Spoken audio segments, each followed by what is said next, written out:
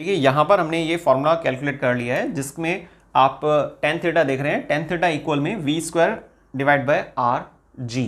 तो देखिए इस फॉर्मूले को देखकर भी पता चल रहा है कि अगर आप वेलोसिटी कम रखेंगे, ऐसा बोलते भी है ना जनरली कि सर्कुलर ट्रैक पर या यू टर्न पर वेलोसिटी ज़्यादा नहीं होनी चाहिए, ठीक है। तो ऐसा क्यों?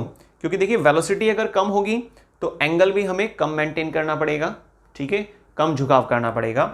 और बल्कि आपने ये चीज़ नोटिस की होगी रेसिंग ट्रैक पर, जैसे बाइकर्स हैं ना, बाइक से रेस लगा रहे हैं आप, तो क्या होता है ना कि वहाँ पर स्पीड भी हमें ज़्यादा बनाए रखनी होती है, क्योंकि हमें फर्स्ट आना होता है, ठीक है।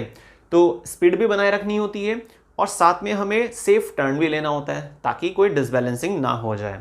तो ऐसी स्थिति में जो बाइकर्स हैं वो क्या करते हैं, काफ़ी ज़्यादा बेंड लेते हैं। कई बार क्या होता है ना, जो नी पार्ट है, हालांकि वहाँ पे प्रोटेक्टिव कैप वो लोग यूज़ करते हैं, पर लेकिन वहाँ पर काफ़ी ज़्यादा बेंडिंग होती है। तो स्पीड में अगर आप टर्न ले रहे हैं तो ऐसे में एंगल फिर हमें ज़्यादा मेंटेन करना होता है, तभी आप फिर वहाँ पर उस चीज़ को बनाए रख सकते हैं, बैलेंसिंग को हैंडल कर पाएंगे।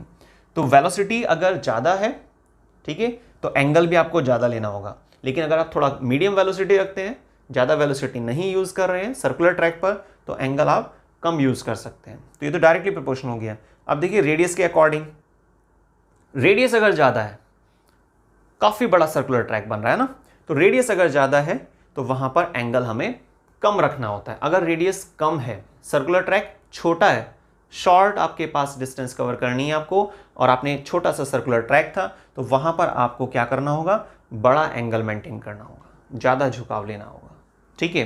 तो ये सब चीज़ें हमें फार्मूले को देखकर क्लियर हो रही हैं कि भाई एंगल कैसे हम फाइंड आउट कर सकते हैं। तो ये तो हमने एक फार्मूला निकाल लिया है, बाकी आपको आर वेलोसिटी जी आपको मालूम है ही, तो इन सब चीज़ों का इस्तेमाल करेंगे तो आप वहाँ पर एंगल फाइंड आउट कर सकते हैं कि सर्कुलर ट्रैक में अगर आप कुछ डिस्टेंस कवर करते हैं तो वहाँ पर बेंडिंग ज़रूरी क्यों होती है और कितने एंगल पर हमें बेंड लेना चाहिए। अगर सर्कल ज़्यादा बड़ा है, सर्कुलर ट्रैक काफ़ी बड़ा है, तो क्या हमें एंगल कम लेना चाहिए या ज़्यादा मेंटेन करना चाहिए, वेलोसिटी पर कैसे डिपेंड होता है। तो ये सब चीज़ें हमने आज की वीडियो में क्लियर की, और मिलते हैं नेक्स्ट वीडियो में। तब तक के लिए धन्यवाद।